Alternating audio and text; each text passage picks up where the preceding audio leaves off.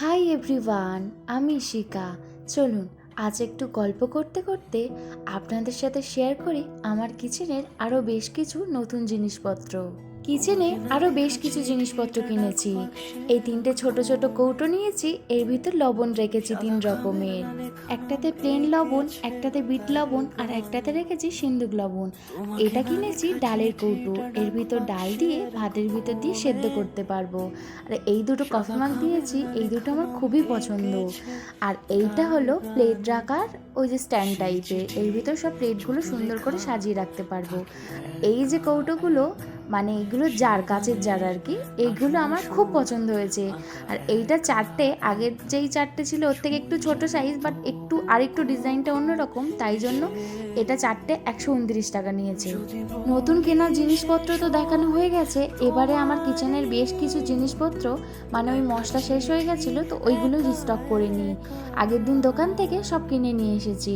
তো 5 ফোড়ন একটাতে রেখেছি, আর একটাতে রাখছি লবঙ্গ আর দারচিনি। এখানে জানেন তো মশলার এই প্যাকেটগুলো 10 টাকা করে নেয়, কিন্তু কি সুন্দর সব আলাদা আলাদা করে রাখা থাকে। লবঙ্গ আর দারচিনিটা বড় বড়, তাই একসাথেই রেখে দিলাম, খুব একটা নিতে প্রবলেম হবে না।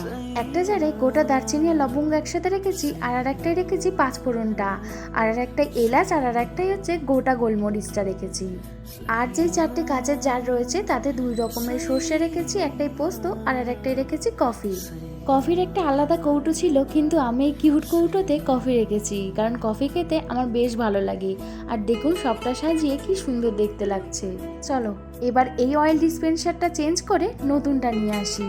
প্লাস্টিকের অয়েল ডিসপেন্সারটা ছিল 1 লিটারের, আর এই নতুন অয়েল ডিসপেন্সারটা এটা 500 ml এর। 500 ml হয়ে আমার ভালোই সুবিধা হয়েছে, কারণ আমি কখনোই তেল ওই 1 লিটার পর্যন্ত ঢালতাম না, অল্প অল্প করে নিয়ে রান্না করতাম। একটাতেই ঢালছি সর্ষের তেল, আর একটাই ঢালবো রিফাইন তেল। আর এই কাঁপাটা দিয়ে আমার তো খুবই সুবিধা হয়েছে, তেল আর একটুও বাইরে পড়বে না। বেশ অল্প করেই ঢাললাম, শেষ হয়ে গেলে আবার নিয়ে নেব। আর বাকি যেইটুখানি প্যাকেটে ছিল সেটাই প্লাস্টিকের ডিসপেন্সারে রেখে দিয়েছি। আর এই ডিসপেন্সারের ঢাকনাগুলো কি সুন্দর, কোয়ালিটিটা তো দারুণই। তো এবারে সাদা তেলটাও ঢেলে নিই। সাদা তেলটাও অত বেশি ঢালবো না, অল্প করেই ঢালবো। আর আরেকটা যেই প্লাস্টিকের ডিসপেন্সার আছে ওটাতে বাকিটা ঢেলে রেখে দেবো। আগের ডিসপেন্সার দুটোর ঢাকনা একদমই ভালো ছিল না, এখন আর ওই ঢাকনাটা না খুলে আমি বড় ঢাকনাটা খুলে এই কাঁপা দিয়ে তেল ঢেলে নেব। তাই জন্য আমি দুটো নতুন আবার কিনলাম। এটা যেহেতু কাঁচের, তাই একটু সাবধানে ইউজ করতে হবে। চলুন আজ আসি।